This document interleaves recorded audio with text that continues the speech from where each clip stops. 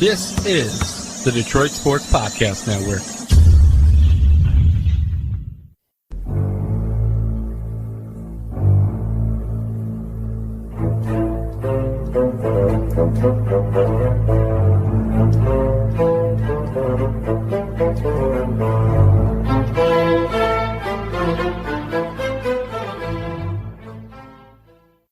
And welcome to the latest edition of Sundays with Dominic and Vito. I am your host, Vito Geronimo Churko, alongside four guests this week for the price of one. Now, they join me separately, and the first guest I will get to on this week's episode of the pod is former Olympian, and actually a three-time Olympian U.S. swimmer, and also four-time Olympic medalist, competing in the Summer Olympic Games in 2004 in Athens, in 2008 in Beijing, and last but not least in 2012 in London. His name is Peter Vanderkaay, who is now, by the way, guys, a commercial real estate agent at Signature Associates in Southfield, Michigan. A guy that attended the University of Michigan and ended up once again competing in 3 Summer Olympic Games from 2004 through 2012. And a lot of accolades along the way, and a great man inside and outside the pool, with that being said, who has been a strong supporter of my nonprofit, Churko & Company, over the years, competing in my Churko & Company charity softball game over the course of the last 3 or 4 summers now. And as you should know by now, if you don't, I'll just leave a disclaimer here for all of you regarding my game and the status of it for this summer. It's not going to happen due to the coronavirus pandemic. And another big event, much bigger than my charity softball game, and that would be the Summer Olympics that were going to take place this summer in Tokyo. They have been postponed until next summer. Still going to take place in Tokyo, and with the title of the 2020 Summer Olympic Games. So I thought it was timely to have Vanderkaay on with me to talk about that decision by the Olympic Organizing Committee to delay the event, the Olympic Games, for this summer to next summer. Was it the right decision, in the opinion of Peter Vanderkaay? Also, after that, we get into The Last Dance a little bit, and Michael Jordan as a competitor, and whether or not he's taken anything from Jordan as a competitor in his own game as a swimmer. So all of that and more with Peter Vanderkaay will happen coming up shortly. And then, after my interview with Peter Vanderkaay, I get to a roundtable discussion with 3 individuals who all live and hail from Fraser, Michigan, and Joey and Craigen Oster, plus their friend, longtime buddy of theirs, who also, once again, grew up in Fraser, Michigan, and that would be Jacob Hirschmann. They all attended St. Thecla Elementary School like I did, kindergarten through 8th grade in Clinton Township, Michigan, the 586, as I love to call it. And then Hirschmann went to De La Salle, Warren De La Salle, along with me. The Oster clan of Joey and Craigen Oster ended up going to Bishop Foley in Madison Heights. Then I got to know the Osters even better when they attended the University of Detroit Mercy along with me. And Joey was in a class or two. He was on my radio show as a co-host, and he delivered a ton of insight on the regular, or at least I told him that to butter him up and make him feel good about himself. But realistically, a great friend over the years and a great supporter of what I have done since graduating as well and doing this podcast for the Detroit Sports Podcast Network. And the 3 dudes that I just named are all NBA and hoops aficionados as well. NBA nuts who love the Pistons but also can break down the other teams and the quality of them. So we get into all of that and how the pandemic has halted the NBA season, what it's going to look like when it does resume. And also we got into, because we had to get into, with the popularity of the Last Dance documentary, the huge debate of Michael Jordan or LeBron James for the GOAT. So all of that and more with those 3 fellas. But first, once again, here is my interview with former U.S. Olympian swimmer Peter Vanderkaay. Your thoughts on the Summer Olympics in Tokyo being postponed until next summer, and obviously because of the coronavirus pandemic? Yeah, it's obviously a big decision on behalf of the organizing committee, but I think they made the correct decision.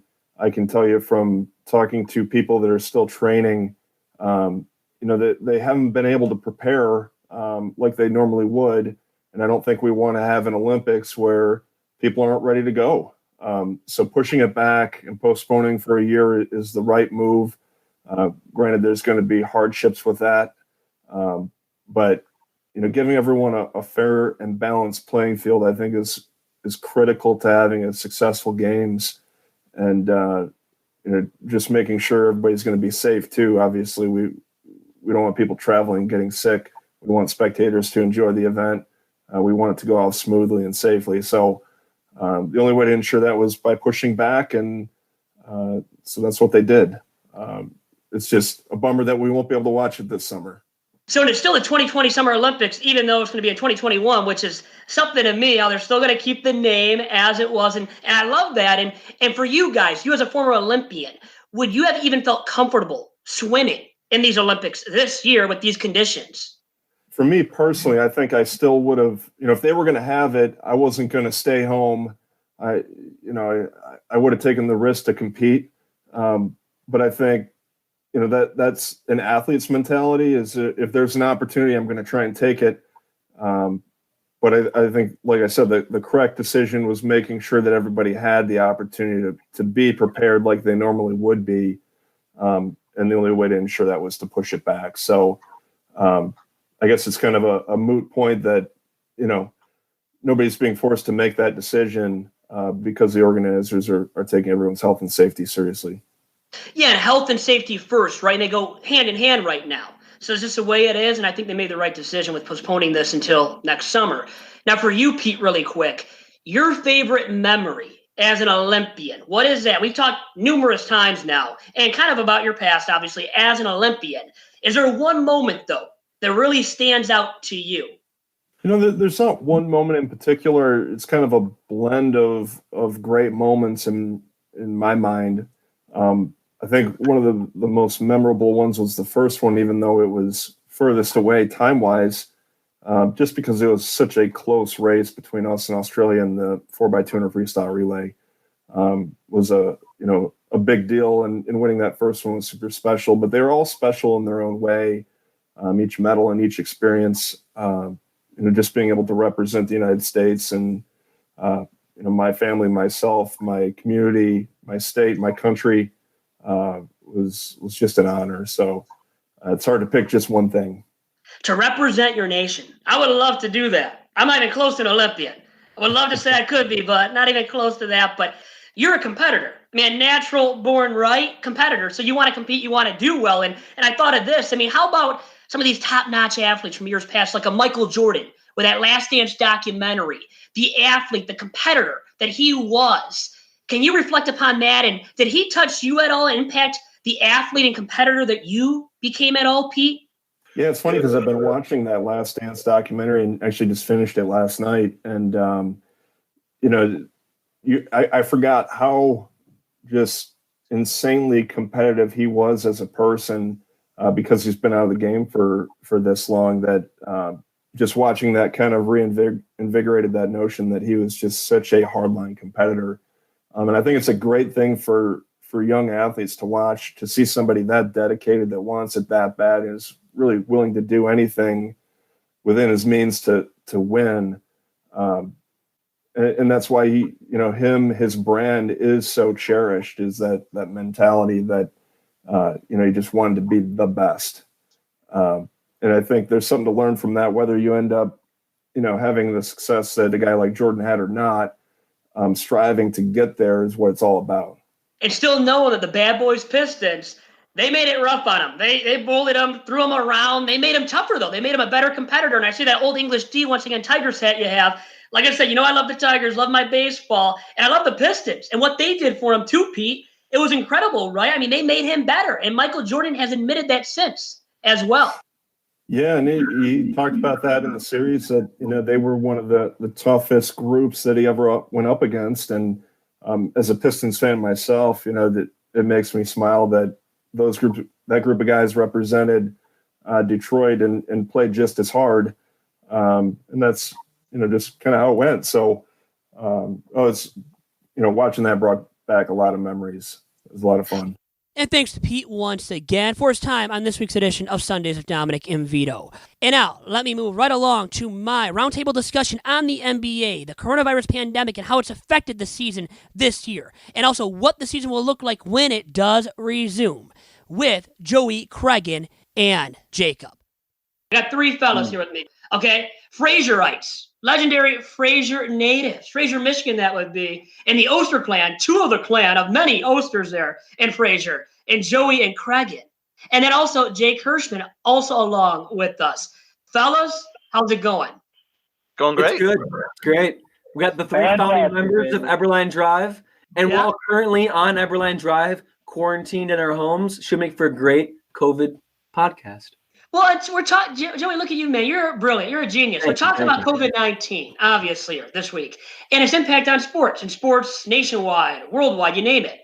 And it's been significant, hasn't it, fellas? In every single sport you look at, the sports that had to be suspended, the NCAA tournament had to be canceled. Craigen, you and Joey, I mean, you guys would have been breaking down the tournament with me once again and giving stellar analysis. It's some of the best you'll ever hear delivered, by the way, Jake. I know you know that about these Osters. But I mean, we missed out on that. We've missed out on so much fun so far, and now we're transitioning into sports returning at some point coming up sooner than later, too, it looks like.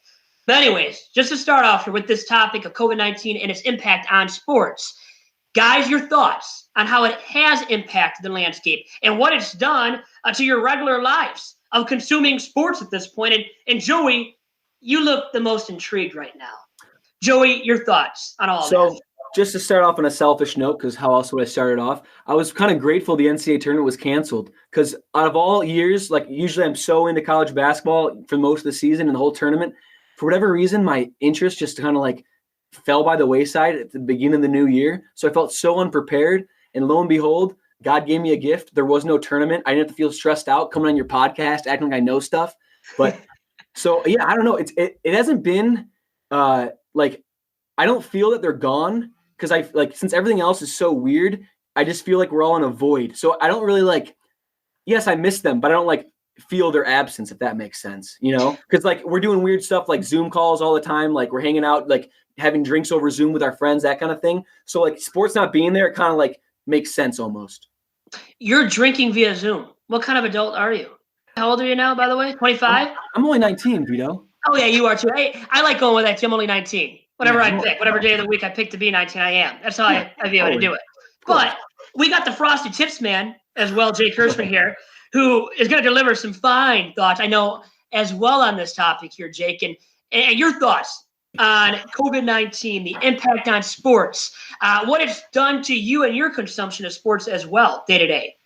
Yeah, I mean, it's been really weird. It just so happened, I remember I was randomly watching the start of that Jazz Thunder game where they suddenly stopped it because Rudy Gobert contracted COVID. You know, seemingly in a matter of days, every single sport was shut down, and that was insane. And like Joey said, it's just going to kind of become a part of normal life that we just stopped having sports, and so we had to figure out other stuff to do. And they're watching Hulu or Netflix or going for walks or riding your bike. It's just kind of a part of life. And we were just talking before this that now, me and the Osters and some of our other friends have just started simming NBA 2K tournaments on my PlayStation because, we want to watch sports. And so we're watching now simulations because we can't have the real thing. And having people pop up in the background during Zoom calls. Zoom meetings. My word. I had my parents and two dogs back here. I tried to. Unbelievable. No, you're fine. No, but we love the dog. We love the dog involvement. Look at this. Craigen Oster is back with us. Craigen, what have you been doing, man, to stay sane and to stay busy without sports in your life day to day? I've been watching an insane amount of movies, actually. I was tallying it up the other day on this app that I keep track of it called Letterboxd. And in the past 2 months, I've watched a total of 75 movies. Well, about a month and a half, actually. So pretty much that. And then the past 2 weeks has been watching all of these 2K streams that Jake just brought up. And I'll tell you what, I never thought that fake basketball would infuriate me this much because I had to stop watching the past couple of days. I was legitimately so angry watching my team play.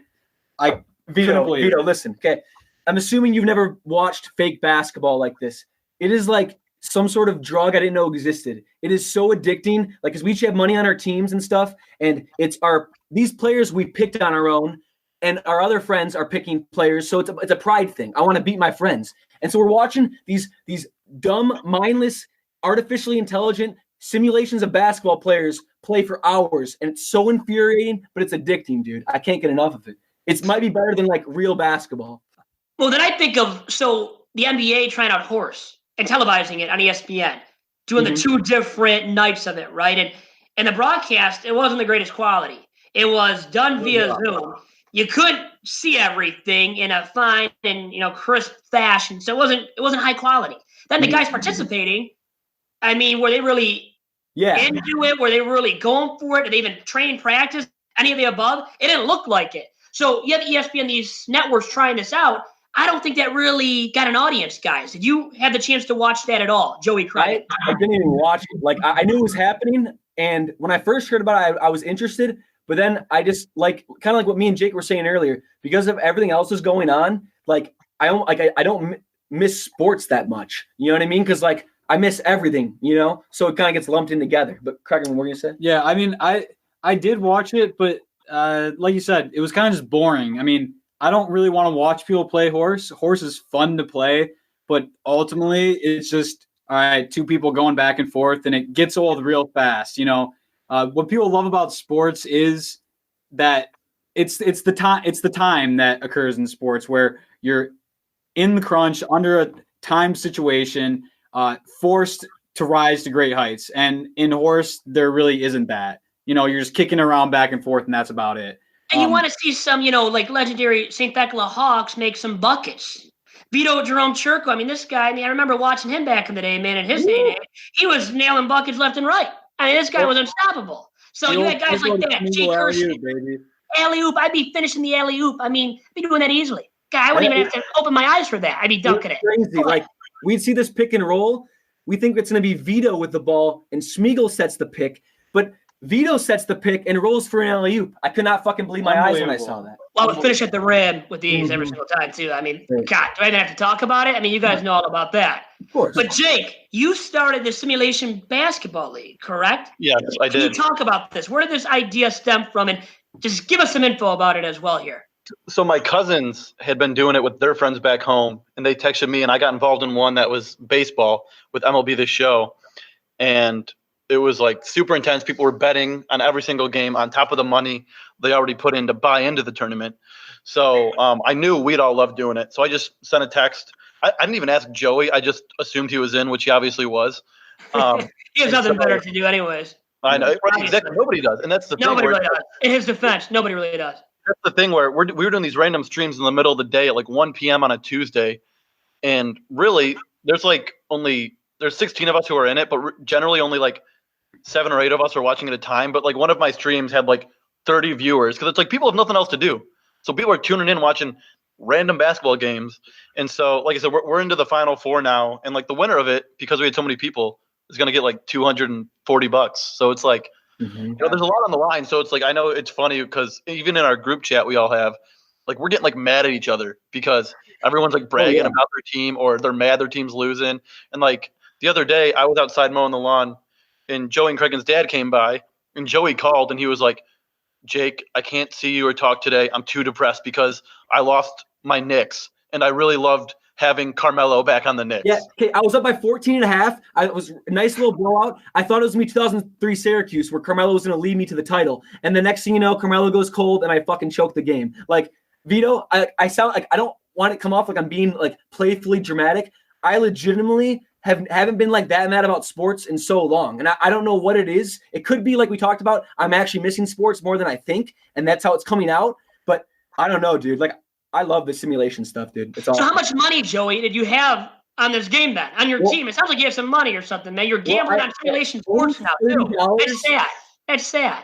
And I only had $30, but my plan was after I won my first game, I was going to bet with the other person I was playing. So I was going to keep doubling my money up until, I had a nice fat stack. But the fucking simulations make 0 sense. And you have guys like DeAndre Jordan going for 30 points, 30 rebounds. And Andre Drummond is literally unstoppable. He babied Nikola Jokic, who might be the best center in the NBA. Like, that's why it's so fun. It makes zero sense. It's ludicrous. And like, I don't know, dude. It's like watching Aliens or something. It's great.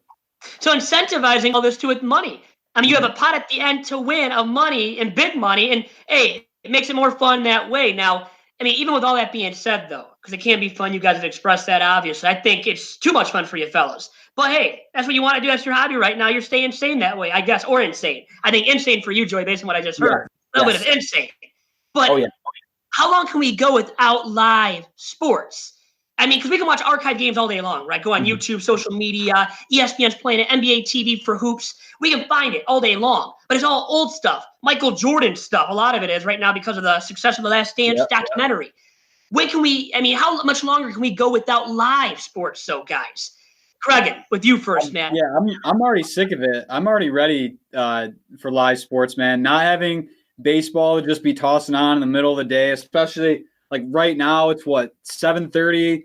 There'd be a few games about 2 or 3 innings in right now. The sun's going down, and you're just chilling, having a beer. And not having that already is terrible for me. Yeah, even just meaningless.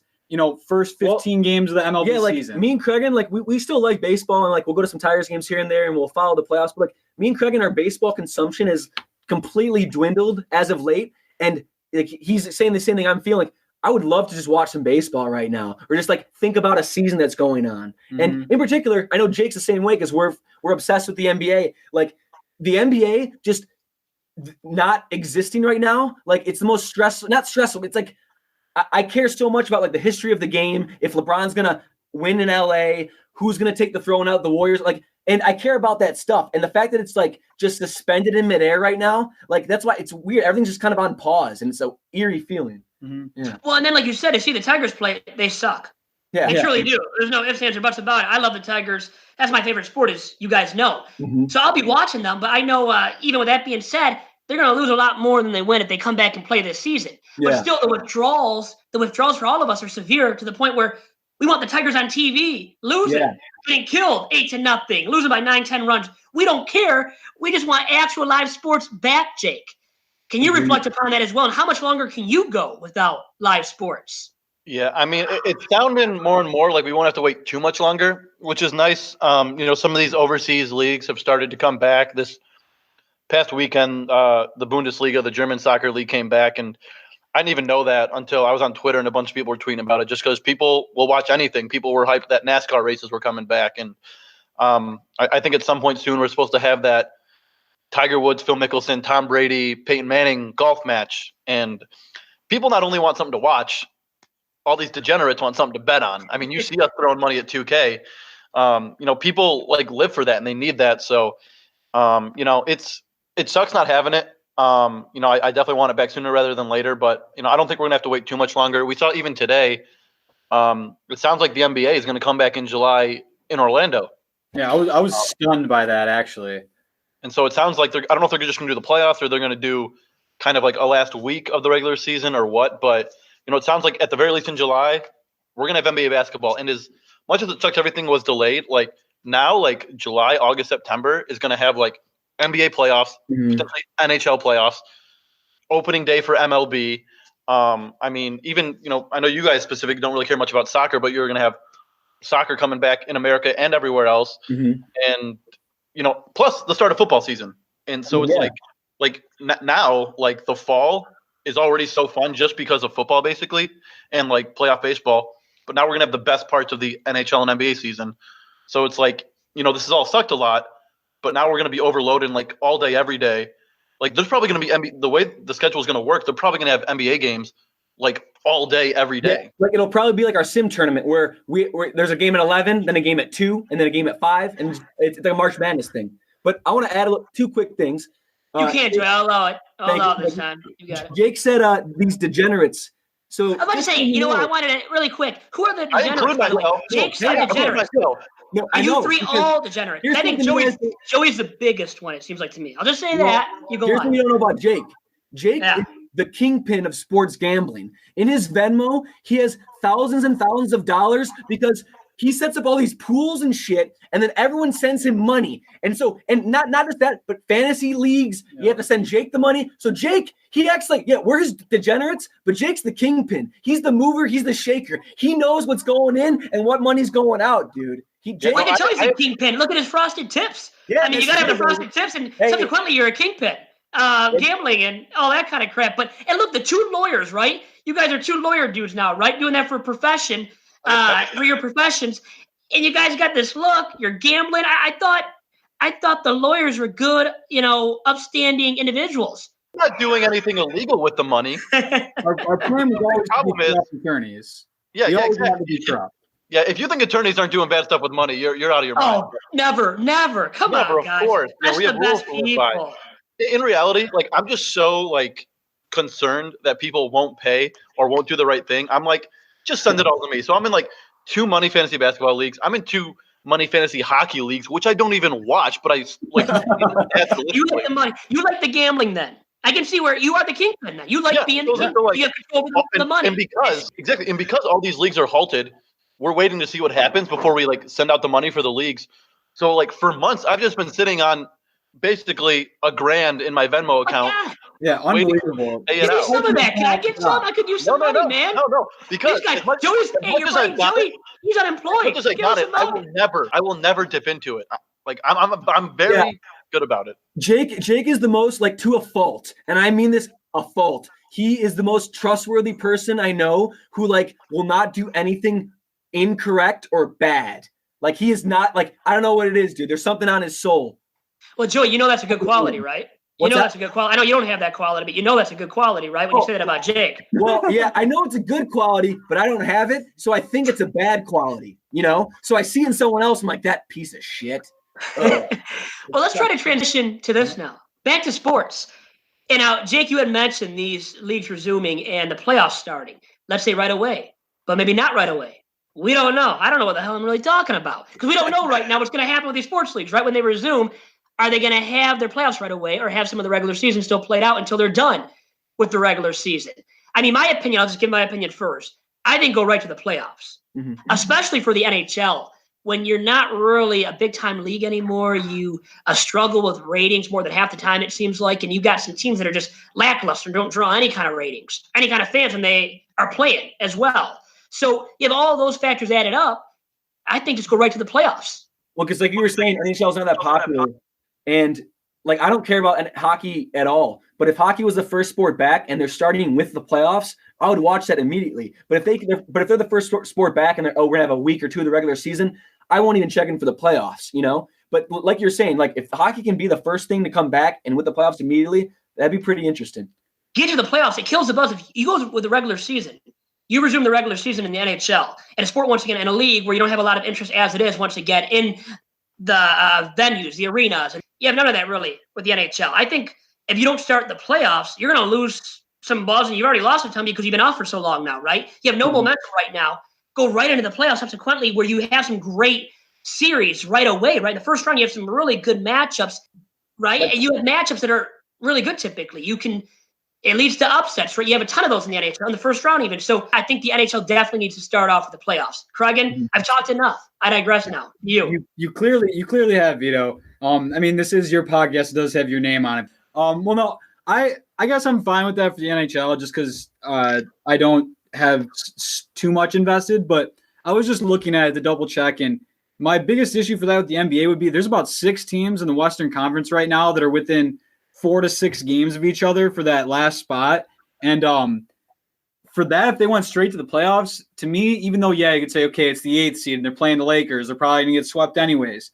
But that might take away from the legitimacy of the season if you don't give those teams an opportunity to kind of play out those last few games to make that playoff push. And another thing, is going to be a lot of money on the line for players that have, playoff appearances, incentives in their contract for games played, games points played, scored, that sort of thing. So, I mean, I'm sure ultimately they're going to figure out some sort of a bridge season, ideally. But for me, I would like to see, at least in basketball, some regular season games come back. Give myself a chance to kind of work my way back into it from a fan's perspective and give the teams a chance to work back into it, because that's the thing that I don't think a lot of people are taking into account is these teams haven't been practicing. The guys have sure been playing on their own, training on their own, but they haven't been locked in, going through offense every day in that consistent rhythm when you're 60 games into the season and your defense is locked in. So it's going to be some bad basketball, I feel like, if they were just to hop into some playoff basketball away. And like going off that, because of that, like you said, people are out of rhythm, that kind of thing. Maybe the quote-unquote right teams aren't in the playoffs. That could maybe produce a lot of upsets, which I'm not even like necessarily against, because that makes it more interesting. But like as a basketball person who likes basketball that I am, like I like to see the right teams win, if that makes sense. Yeah, unless those teams are like I want to see like the Lakers or Clippers in the finals, But do we need to see the Pistons play any more regular season games? I mean, now we're going to have to see these lackluster teams play again, regular season matchups. Who wants to see that out of the Pistons? I mean, that's the thing. There's so many crummy teams at the end of the day. I know there's teams still fighting for playoff positioning, like you said, Craigen. You nailed it on the head so eloquently, too, as usual. You're a guy that went to law school. You can talk, man. You can talk very well, very articulate. But anyways, it's the truth with the NBA and a team like the Pistons where, I mean, as a fan, a pundit alike, I don't want the Pistons play anymore this regular season because they're not playing for anything. So then do you just expand the amount of playoff teams for this year, Craigen? What do you think about that? Ooh, I like that a lot, actually. That was something that I was thinking a bit about. What if they did do something where they had a sort of play-in for those last couple seeds? I mean, Bill Simmons has talked about this for a few years now, and they've approached the idea.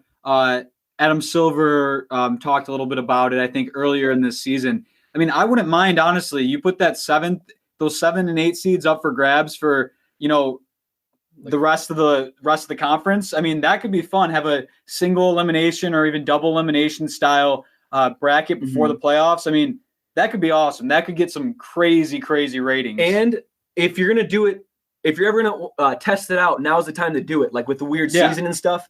And like the difference with hockey and basketball, like I could see that working and people not getting upset, because whoever gets in from that little play-in bracket scenario, they're not going to win it all. Whereas if you did that same thing in hockey, 8 seeds beat the 1 seed all the time, and 8 seeds go to the Stanley Cup Finals and win it all like every other year, I feel like. So with basketball, I feel like you can get away with doing something like that is like a fun, entertaining thing, but ultimately won't give like a feeling where the season isn't legitimate. You know what I mean? Where it doesn't actually count because we had this weird thing at the end of the year.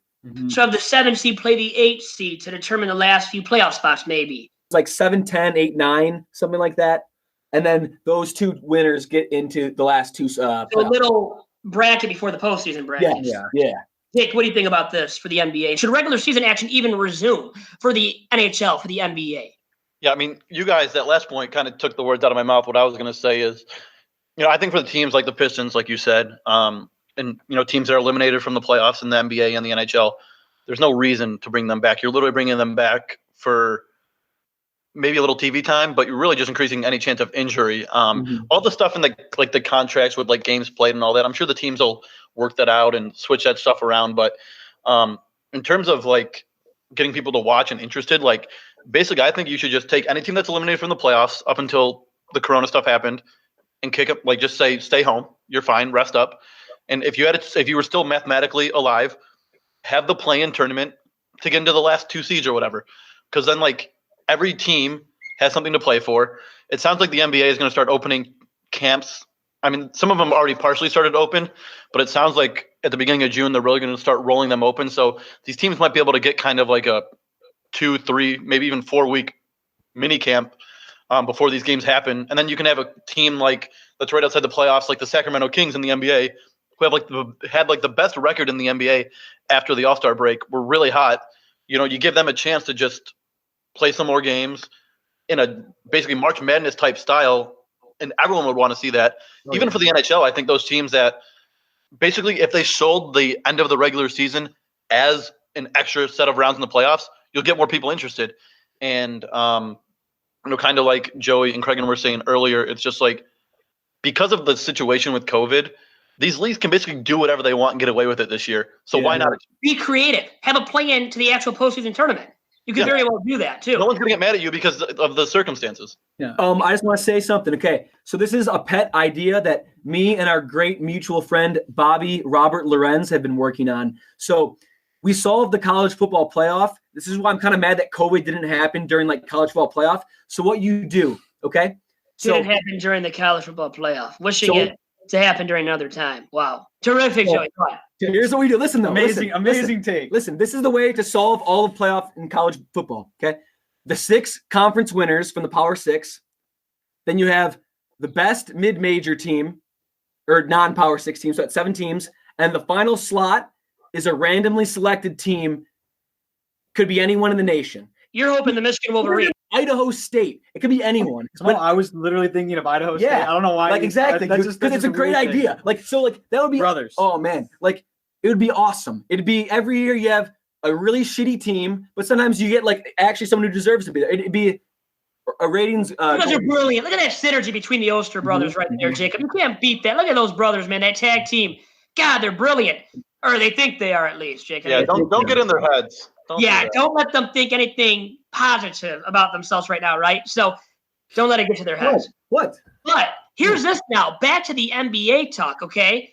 And now with the NBA and the playoffs and all of that, and these teams that were really hot and doing well before this coronavirus pandemic halted play, who do we think this could help out the most, the halt in play? Also could hurt the most? Is there a team out there you think, fellas? Now I'm really making you think. Thought-provoking topic here. And who wants to start off here, by the way? On what did Jacob? Well, I think with the NBA, one of the most interesting teams is the Nets because, I mean, they've already been a decent team in the East. I think they're like middle of the pack, like 4, 5, 6 seed. But, their 2 best players, Kyrie and Durant, are both hurt. And Durant hasn't even played a game for them. And even through this COVID stuff happening, we've seen a ton of reports about Durant's season isn't over. Durant's season is over. Durant's season is over.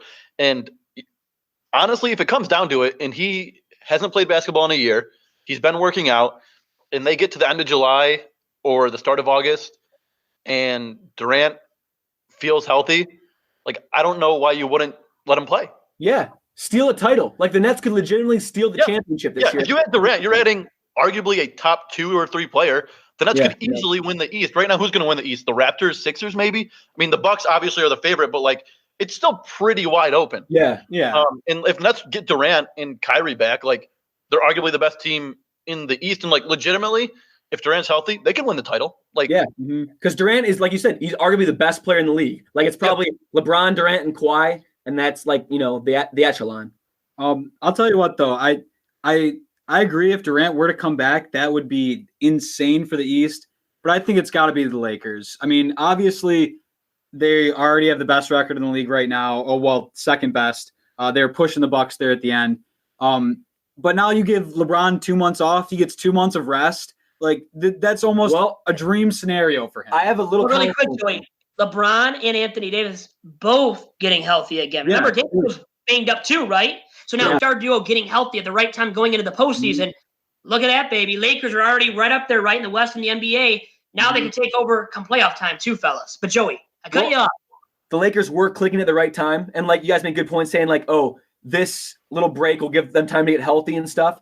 But I think almost kind of the opposite. The Lakers were peaking at the right time. And the way LeBron always plans his seasons, like he physically plans like his season around his body. So that way he can kind of start slow and then peak at the right time and then peak at the right time during the playoffs. So that way he can completely go all out for April and May and June. But now, like, I'm not saying that he's not, as strong as he always has been, but that internal clock's a little bit out of whack. So a team I think that could really benefit is the Clippers because, all year we haven't really been able to see that full Clippers team because Kawhi and Paul George are always sitting out. Sometimes they're hurt, sometimes they're not. And everyone's like, oh, I want to see this team together with synergy before I can actually predict them to win the West. But now, like we said, it's a fucking weird season where everything's thrown out the window. It doesn't matter what your chemistry is or how well you've been peaking or playing together. What matters is who has the best players, well-equipped to be the other best players. And when you have Kawhi, right now, Kawhi is the best player in the league, in my opinion. He's wearing he's the reigning champ, Like, until someone beats Kawhi's team, to me, I think I would, right now, gun to head, I think the Clippers would win it all. Well, here's the thing. Who had the best chess pieces, per se, with or without the pandemic? So if this didn't happen, who was that best team? I mean, are we still looking at that team as a top contender to win the finals? Is that the case too, Craigen?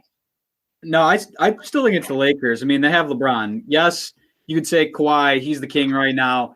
He just willed the Raptors to a championship, which is completely unbelievable. But LeBron is still LeBron. He was making an MVP push somehow after the crazy year Giannis has had. He had the Lakers at 49-14, which is insane for the age that he's at. He's playing some of the highest amount of minutes of his career right now, but he's still also putting up some of the best numbers of his career right now. Hold on just a second. I got a good counterpoint, though. Real quick. Go Come back in. Go for it. So with that, though, I get what you're saying, but who's having the most LeBron-like year out of anyone is Kawhi. Kawhi is like taking his time to come back. No, I know. But I'm saying if LeBron... No fun here. Okay, I'll throw you guys both out. You guys will both be off here so quick. LeBron was having a dominant year where he was probably going harder than he should have, and now he just gets to chill. That's a good point. He gets to have the great record. He gets to have 2 months off, and guess what? He still has Anthony Davis. It's not like it's just LeBron now. He has Kawhi and Paul George with the Clippers. See, I like the Clips. I did before the season started, but I think with this break, it really positively impacts the Lakers. Maybe more than anybody else. I know you guys already talked about it. Really stole my point. You really did. He gave you the platform to speak, kind of let you go. Kisses blown back to you too. Trust me. You guys deserve it. Now, transitioning to this, what team is a team that was hurt the most by this break, maybe? I think, here's my team really quick, then you comment on it. The Heat. Young team overachieved. Nobody saw this coming out of Kendrick Nunn, all their other young stars. Then they had the great, first half year they were having until the pandemic hit. Because they were zooming. And that's why I think they are the team affected the most negatively by this break. Yeah. Jacob, I want to go to you first. So you've been waiting for a while. These guys had to duke it out. They were arguing. It was brutal to watch that. Horrible. I do know they love each other too. So let's look at them hugging. They made up now, which is terrific. Anyways, to you, Jake. So I think it's interesting to look at a couple teams who have handled it very differently. So out west, you've got the Jazz and the Mavericks, who are both basically fighting for the middle of the playoffs. The Mavericks, their point guard, Jalen Brunson, who kind of runs the point along with Luka, was hurt, but they had him get surgery right when this COVID stuff happened. So theoretically, when the season comes back, he'd be able to play. On the flip side, the Jazz, literally like 2 days ago, announced that Bojan Bogdanovic, who's like this power forward who they just signed this really good stretch for, he just got surgery. So he's out for the year no matter what.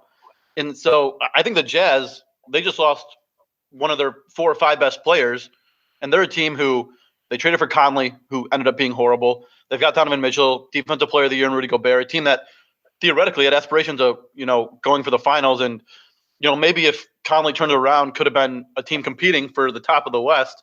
They just let one of their 4 or 5 best players get surgery when this COVID stuff happened. We knew it was going to be a while. Like, why didn't they have him get surgery then? He's just been sitting at home.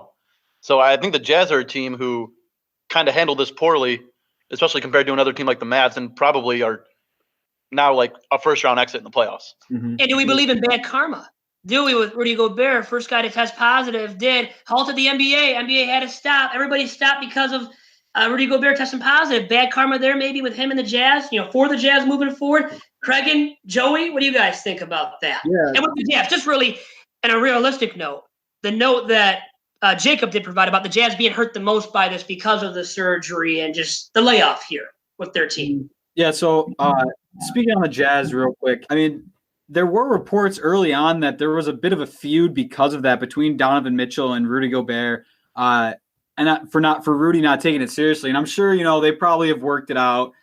They're grown men, and their teammates, they're getting paid millions of dollars. I'm sure that wasn't the end of their relationship, but it still is something to be concerned about. I mean, you have a rift like that. Who knows how they'll mesh when they actually get back on the court. But I think Jake makes a great point about the Jazz. Losing Bojan kills. I mean, he is that off-ball scorer that they needed. A guy that Donovan Mitchell can just kick it to. He can shoot. He can attack the paint. But the team I'd say is the Boston Celtics. Hurts? Yeah, I think it hurts them the most because... Explain yourself, sir. Yeah, well, listen. I'll be back. All right, you have Jason Tatum, who was on an incredible run.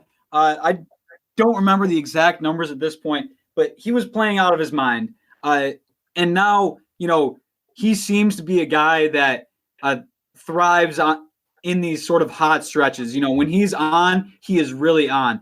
But he's still young enough where he kind of does disappear every now and again. And now you take him out of that middle of that hot stretch where he knew exactly what he needed to do to win in this league. And right in the middle of that, right as he's starting to figure it out, it just gets taken away from him. So now, again, I would have to say that would be my biggest concern is a team like the Boston Celtics was looking like a potential title contender. And now, I don't know. I have no idea. I'm just going to say that's fucking hilarious. Because anytime I say the Celtics are a potential title contender, guys like Jake and Craigen roll me over coals. And now Craigen's saying, I love the Celtics. No, I know. But you say they're all year, they say they're not a title contender. And then Craigen says they were hurt the most because they were a title contender. No. Disrespectful. They were a title contender once I realized, or once Jason Tatum started proving that he was a legitimate elite player. Damn. Eberlein Drive, baby. TBC. Jake, who you rocking? Who do we got?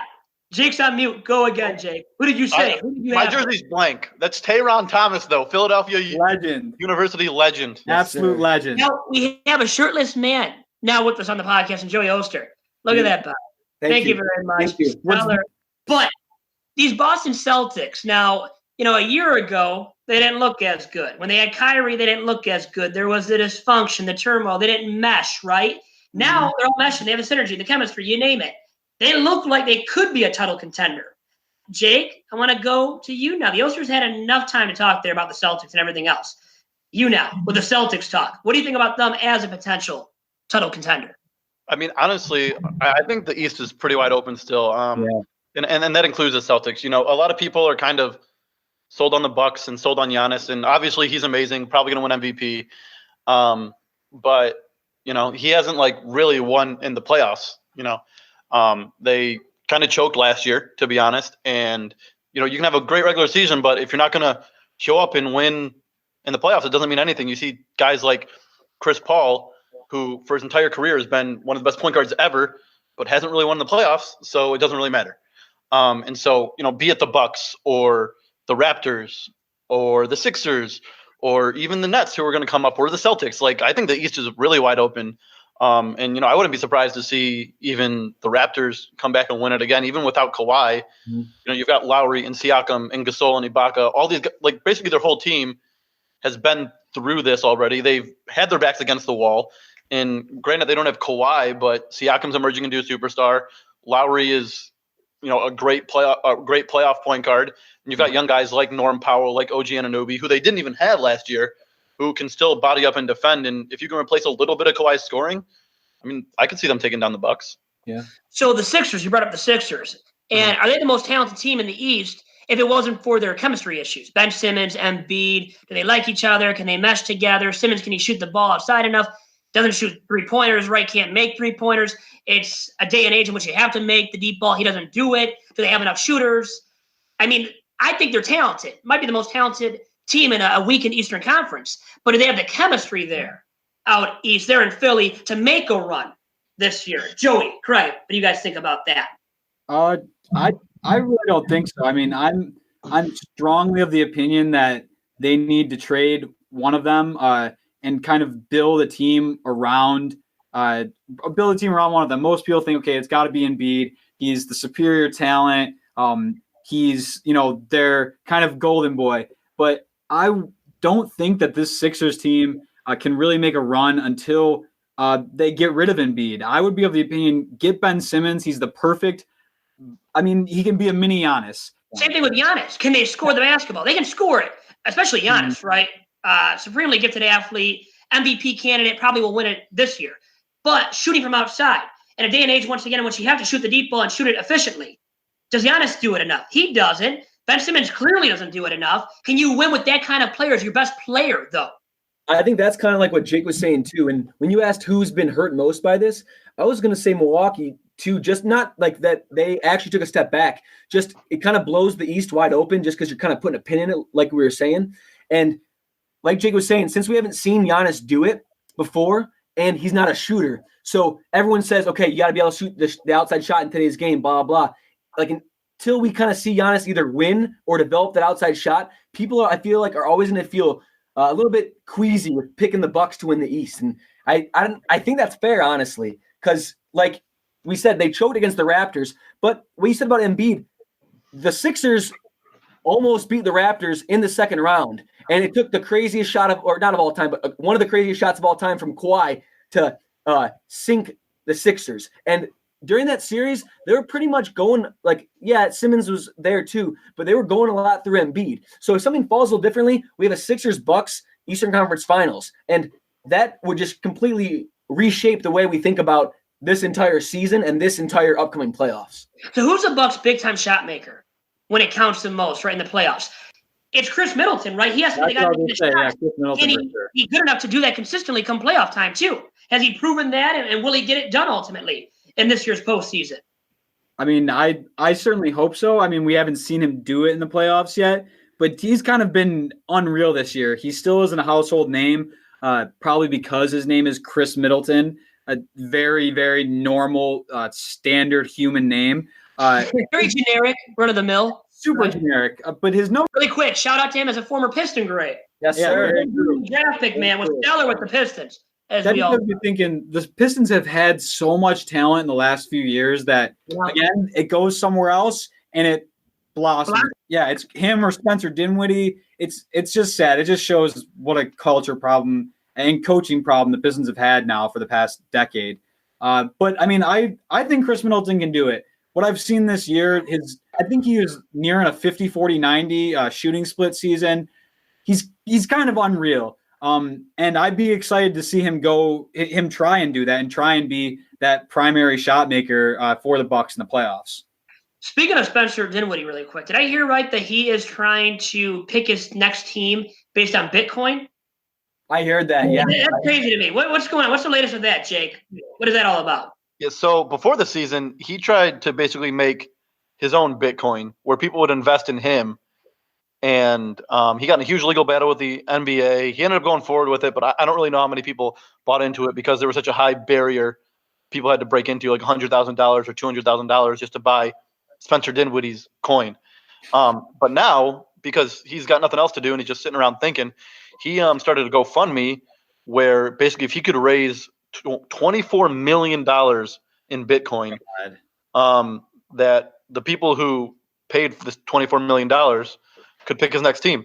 And funny enough, when he put the poll on Twitter, he was like, should I go to the Lakers, the Nets, another team, or the Pistons? And he did put the Pistons, really? Yeah, he did. Some love?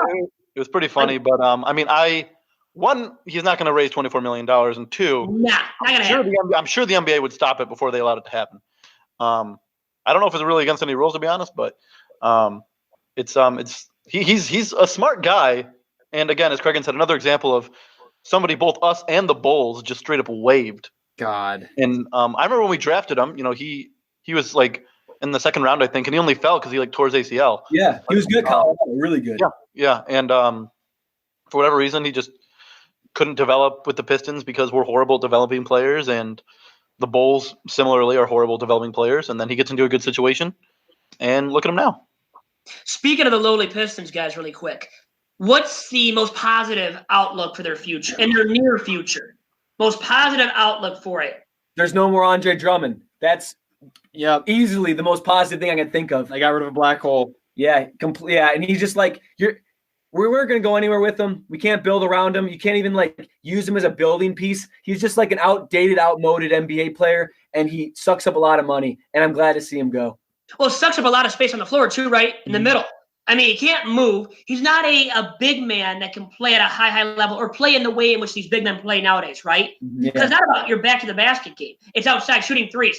He can't shoot to save his life, as we know, fellas. They just gave him up for nothing to the Cavaliers, too. Hey, good luck with him now. So I think getting rid of him, his contract, is perfect move for the Pistons there. Jake, the most positive thing for the Pistons moving into the near future, that is what for you?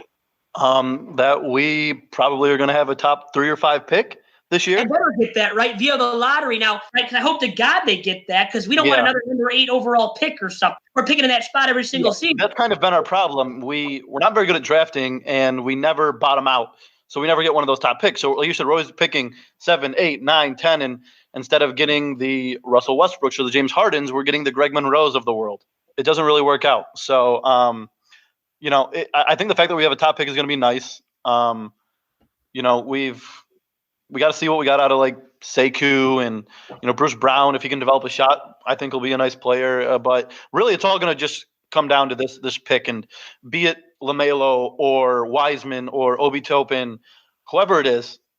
These are the picks that change franchises. And if we get a guy who can turn into a superstar, then we can turn into a contender again. It's crazy, but literally franchises turn on top 5 picks. And if we draft a superstar, then the Pistons are back. And if not, then we'll just keep going back and forth. It's just, you just got to get lucky. Like, you got to find your Kawhis or your Paul Georges later in the draft. And if you don't, you just got to hope that, you don't draft poorly forever up.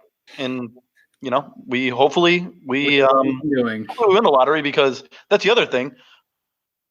Who knows when the NBA draft is going to be? The NBA draft might happen when the next college season is going on at this point. We have no idea. So it's crazy. But I mean, as a Pistons fan, I'm with you. I hope they don't play anymore this year, and I hope we can just let everyone get healthy. I think Bruce Brown had surgery, and just get a top pick, and hopefully he turns into something. I agree with Craigen. Like, I also want to have a fun team. So I'm like, screw it. Let's just draft LaMelo, because that'll be insanely fun. Yep. Hey, Blake of the Year still on the roster. He's hurt too, right? Hasn't played much this year at all. So you got him in. What is his future in Motown, by the way? If there is any kind of future for Blake Griffin in the Motor City. Jake, what do you think about that?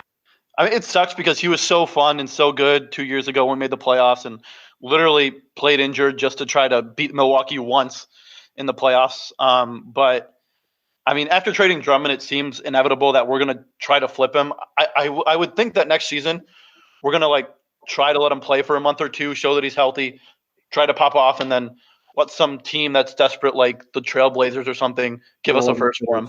Yeah. So it sucks. And Blake was 2 years ago. That was one of the most fun players I've ever watched on the Pistons. Yeah. He carried us. That game early in the season when he dropped 50 against the Sixers was unbelievable. Couldn't believe it. I'll always love Blake, and he's never spoke bad about the city. He never spoke bad about getting traded here, and so I'll love Blake forever. But unfortunately, just the way sports work, next year we probably trade him. I don't see how we don't. 2019 campaign out of Blake, terrific year, career year, right? Very much a career year out of Blake. Even shooting from long distance, developed kind of a 3-point stroke. Yeah. And he had those big, monstrous nights, like you guys said. But the team as a whole went 41-41. All it was a 500 season, 8th seed, blown out in the first round, got swept off the floor, and easily, with that being said. It was embarrassing for the Pistons, and that was the best you had with Blake, and now Blake's hurt, a shell of his old self more than likely moving forward. You have to rid yourself of him. It's just, there's no trade market for Blake right now, right? I mean, you could have dealt him during the 2018-2019 campaign for something of value in return. Mm-hmm. Now, he's worth nothing, Joey and Craigen.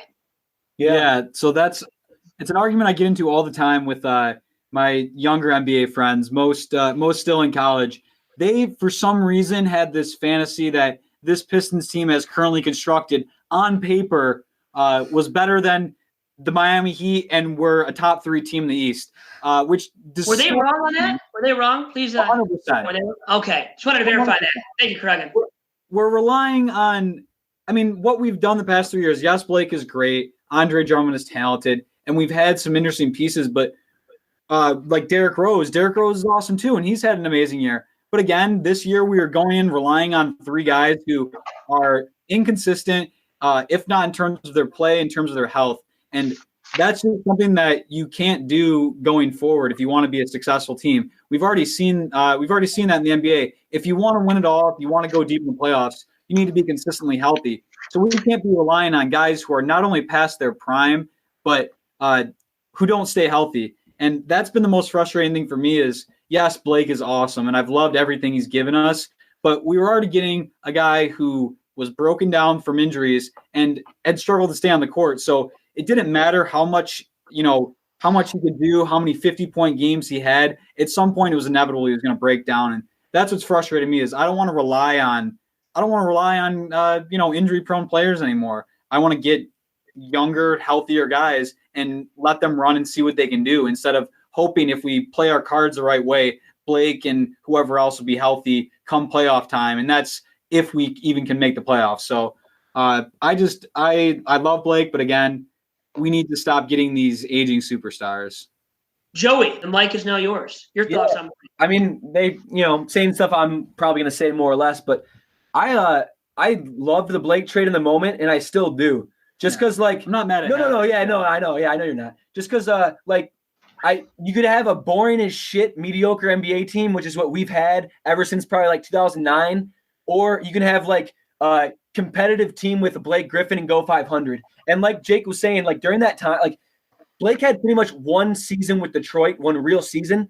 And during that time, right now, I feel so much love and just a genuine sports connection to Blake Griffin. And he's barely been in my sports life, and that to me is worth kind of the mediocrity the last couple of years. Because I know you guys don't have any disillusionment either, but we weren't going to win it all. We were going to win the East last couple of years. They weren't? So, Pistons, really? You're talking about the Pistons? I know you don't follow basketball as much as us, but actually, no. I know. But surprising.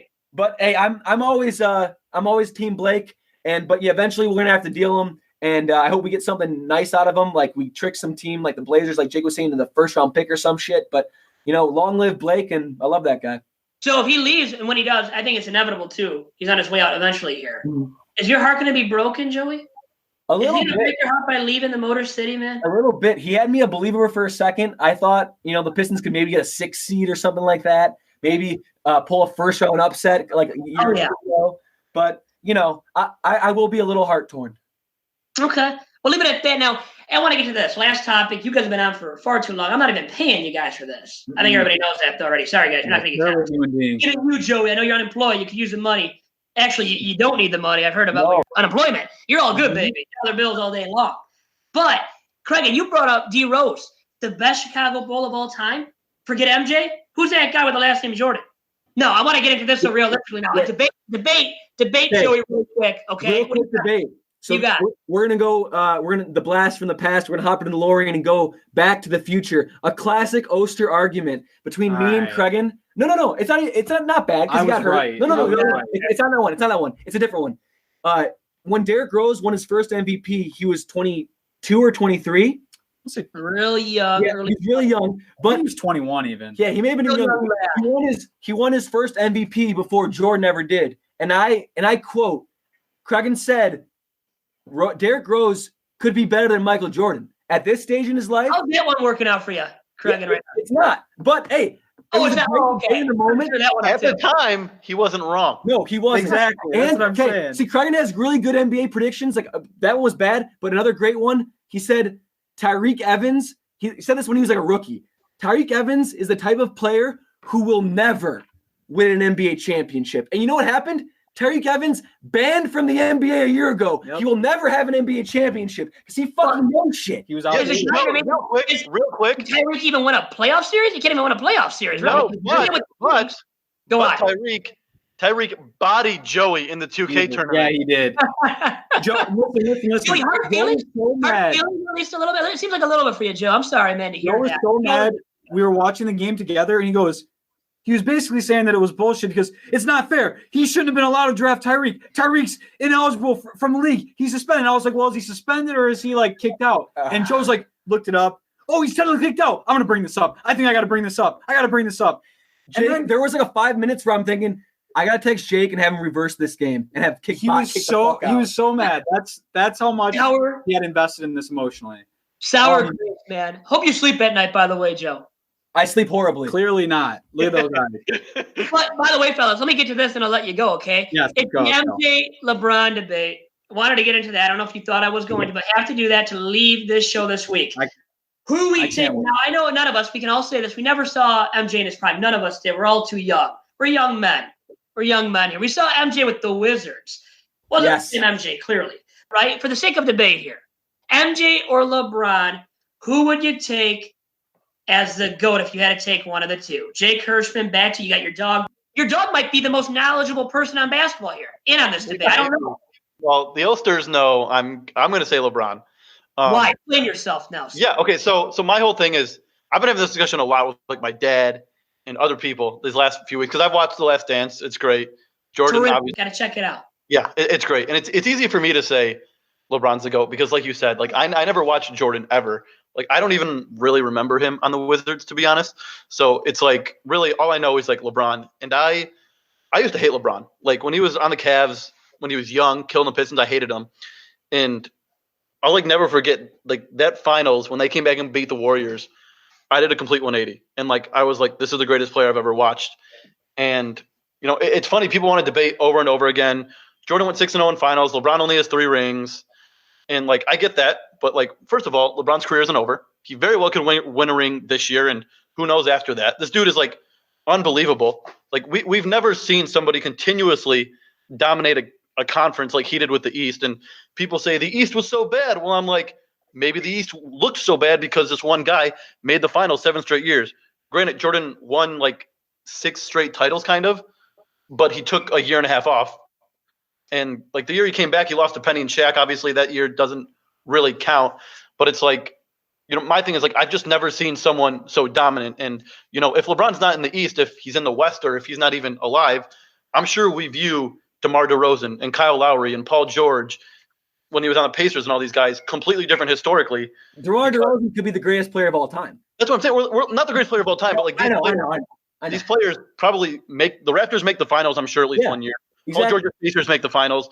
The Bulls with Rose and Dang and Joakim Noah, who were like honestly one of the best regular season teams ever when like Rose was MVP, and they're kind of just forgotten about because LeBron stomped him in the playoffs. Yep. So it's like, you know, the other thing with LeBron too, which I find incredible, and Jordan was like this too, but you know, like when these teams LeBron was taking to the finals, even recently with the Cavs when they just had Kevin Love.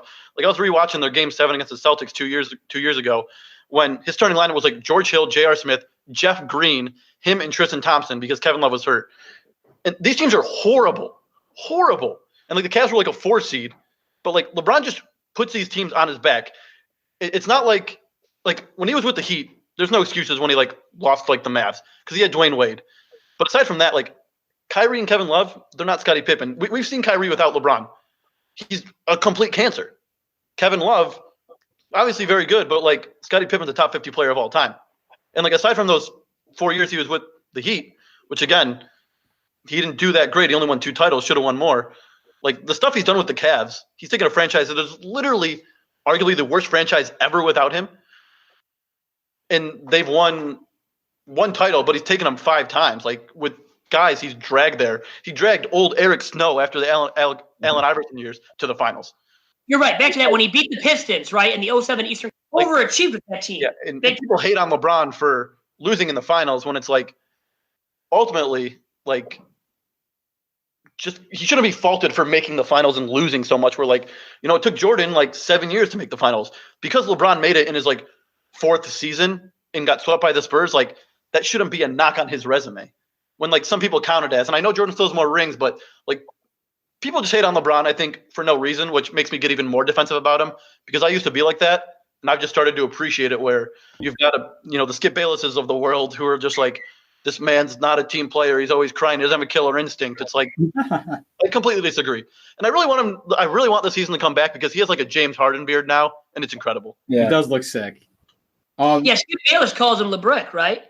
Yeah, he's always criticizing. Bayless is a Spurs fan, so he's all butthurt. Like old news, really, with that. And what LeBron did once again in that first stint in Cleveland, I think, is incredible. And just getting your team to the finals should matter, especially when you're losing to a better team. We all know that Spurs team was much better than the Cavaliers. And when the other team's better, just give it up, right? Give some credit to that team that the Cavs, when he was on the Cavs or when he was on the Heat, lost to. Now, on the Heat, you can also say LeBron was the best player on those Heat teams for 4 years. They should have beaten the Mavs. I agree. Should have beaten the Mavs. That was a better team, the Heat, than the Mavs that year. So that's one finals, right, that LeBron should have won. But in his defense, once again, all those 4 years, even though he had Wade, even though he had Bosh, LBJ was the best player on those 4 teams. And that means something, I think, because of how good those teams were. And also it means something he just carried his teams to the finals at times, even when he did lose, like Jake was saying. Anyways, I digress to the Oster clan now. And they're both not in their heads. I hope they agree with my points. That's why I have them in mind. They make me feel good. But to Joey, you're ready to deliver. What do you got? Yeah. What I was going to say, you were saying you can't really fault LeBron for losing to a better team. But kind of like, in my opinion, the whole argument is with MJ, whatever team he was on is going to be the better team. Like, I know they have Scottie and Dennis Rodman, but those those three-peat Bulls teams aren't as great as people remember them. The reason that they are so great is because Jordan is the most dominant motherfucker of all time. And you have to use that word because wow, very brutal. Sidney Pryor did not approve of that word. I know that much. Big shout out to Sidney. Go on. LeBron's greatness is that, yeah, he takes his time. He works on his body. He, needs to put himself in the chamber in order to release when it comes playoff time and then almost get to the top and lose in the finals. Well, meanwhile, Jordan, though, approaches every regular season game as if it's life or death. And he wants to murder whoever's on the court. And to me, you can take away the resume on either side because the resumes, yes, they mean something. But when you get to the top of the top, resumes are interchangeable. But it's just something about and I don't want to say it's not the killer instinct, but no matter what, every single second of every single moment, even if it's a meaningless game, Jordan's trying to chop your balls off and shove them down your throat. LeBron, he gets to that point, yes, but he is not, when he steps on the basketball court, automatically in that mode. Jordan, he does not step on the basketball court without getting in that mode. And that's what I think separates him. Hey, guys, really quick, I will never chop off any of your respective balls. Okay? I will not do that to any of you. I respect you guys way too much for that to happen. In my heart. What do you got for me, Craigen, about this Jordan and LeBron debate? So, look, for me, it comes down to Jake made a good point about, you're going to think about all these players' careers differently if LeBron's not there. But if Jordan's not there, think about all these amazing players who are considered all-time top tier. Specifically, I'm thinking of Karl Malone and Stockton. Those Barkley, dude. Barkley. And even Elijah won. I know. But he won too, so you don't have to talk about Elijah. But listen. Those players who are already top 50 of all time are probably in consideration for top 10, top 15. Stockton doesn't even get to be talked about in terms of the greatest point guards of all time because it's Magic, full stop. Isaiah Thomas right after him. Those are guys that have multiple rings. Stockton, you can't even put him up there at this point because he doesn't have those rings. But that's the thing. Jordan made these amazing, amazing players look like they didn't belong on the floor. LeBron did that too, but Jordan did it to the point where he was the only one who was going to win. Jordan didn't allow anyone else to win. And what people don't take into consideration is I think accolades do matter. Jordan won. He was first. He won only one defensive MVP, but LeBron's won 0. LeBron's won 0, so infinitely more. But Jordan was first team All-NBA 9 times, or first team All-Defensive NBA 9 times in 14 seasons. I mean, people say, oh, LeBron's the best two-way player of all time, blah, blah. But that's people just thinking he's huge. And he is a great defender, not to discount his defense, but Jordan is legitimately the best perimeter defender in the history of basketball, in addition to being the greatest scorer in the history of basketball. So for me that ends the debate. If he's the best player on one end of the floor and the best player on the other end of the floor, I just don't get how people – I get how people can say LeBron is in the conversation now and he's clearly number 2, but I really don't see how people can say he's definitively better than Jordan at this point. For me, it just comes down to that fact. He was the best player in his time on both ends of the floor for, at the very least, 6 straight seasons, to the point where he didn't let anyone else win a ring for those 6 straight seasons. So for me, that's just – he's infallible. He is Christ to me. Infallible, Christ-like, blasphemous there. Wow, son. Wow. You're really taking it way too far there, Craigen, way too far. But let me say this, controlling your narrative kind of right and getting to the finals and winning, taking care of business and winning, no matter who you're facing. Mm-hmm. And you can make the argument probably that LeBron faced a tougher opponents most of the time in the NBA Finals, right? Like in 2007 against the Spurs, with the Heat against those Spurs teams. Those were tough teams, right? Not the Mavs when LeBron first joined the Heat and they lost there. That was disappointing. Mm-hmm. He should have won. And maybe the Heat should have won, though, against the Spurs, right? You control your own narrative. Jordan did it. And once again, I think you can say LeBron faced tougher teams, but Jordan faced some really good competition most of the time, too, in the West, in those finals appearances he made. Mm-hmm. And maybe not right away, like against an aging Lakers team, right, for his first one. He faced the Blazers, and those teams weren't great finals teams that he had to face out of the West. But he did have to face, the sons of Charles Barkley when he won the regular season MVP. So you had to face that kind of team. And that was a good Suns team with Barkley leading the way. You know, you had the Jazz that were still led by Stockton Malone, right? 2 Hall of Famers there, 2 really good standout players of all time. So you had some good teams that Jordan still had to beat in the finals. It's hard to say, but at the end of the day, Jordan is undefeated as well. He controlled his own narrative, got it done all the time in the finals, undefeated. And you know what? Can never erase that from him. Go on. Yeah, just one thing I was going to say, too. What separates Jordan from LeBron, Jordan, he always is he comes off as very single-minded, very driven, just only win. I don't care about outside perception. I don't care about what you think of me, he, she, we think of me, anything.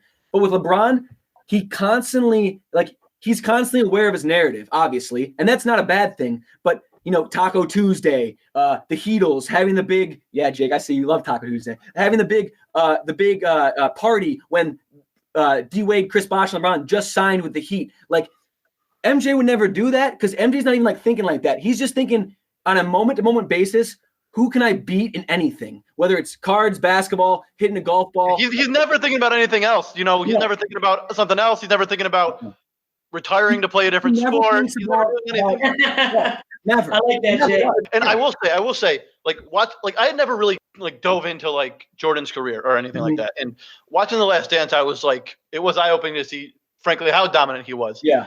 And you know, we've been on here a lot, we've said a lot, and so I'm gonna say this last thing, and then I'm just gonna hang up. Beautiful. The real goat is Tim Duncan. Thank you. Hey, let's go. Hey, Now, you guys actually, do you feel a certain way about that being said? I love Tim Duncan. I think that's a fair point. I think Duncan has to be in the conversation for top 5 all How time. about a guy like Wilt the Still? How about him? Kareem, Magic Johnson. I mean, Larry Bird, Bill Russell. Bill Russell Vito, are right there, I think. who I think is like, me and Craigen probably come to a pretty quick consensus, so we'll make it quick. Who we think like the best NBA players are. So you got Jordan, you got LeBron, you got Bill Russell, you got Magic, you got Bird, Kareem, Wilt. you got Kareem, Wilt, Duncan, Shaq. Duncan. Shaq, Kobe. No. Kobe too, right? Duncan, that's the 8th, and then Hakeem is the 9th. And then Shaq and Kobe tie for 10th. I think that's the definitive.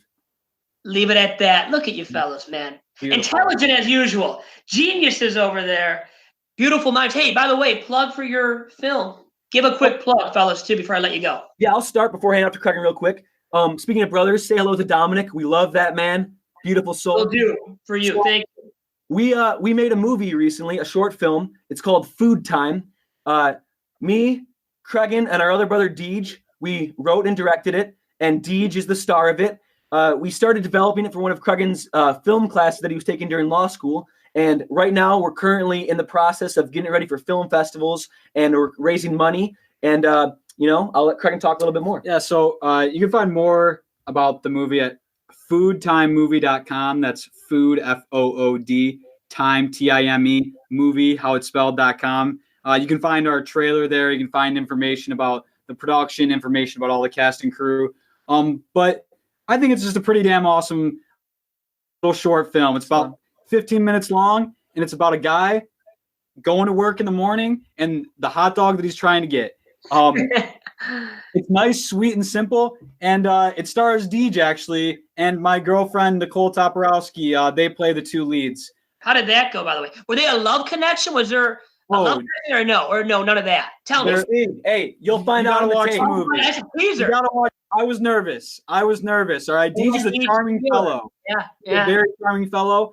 But no, it's just it was a good time. We made it with Hey, it's a good time, and it's food time. It's food time, baby. And Look at that. My God, brilliant. Once again, brilliance exuded. But you guys, seriously, great stuff. Always a pleasure speaking with both Thank of you, you. Vito. I love you, brother. All right? You got it going on. Stay safe, stay healthy. We'll be in touch, all right? You too, man.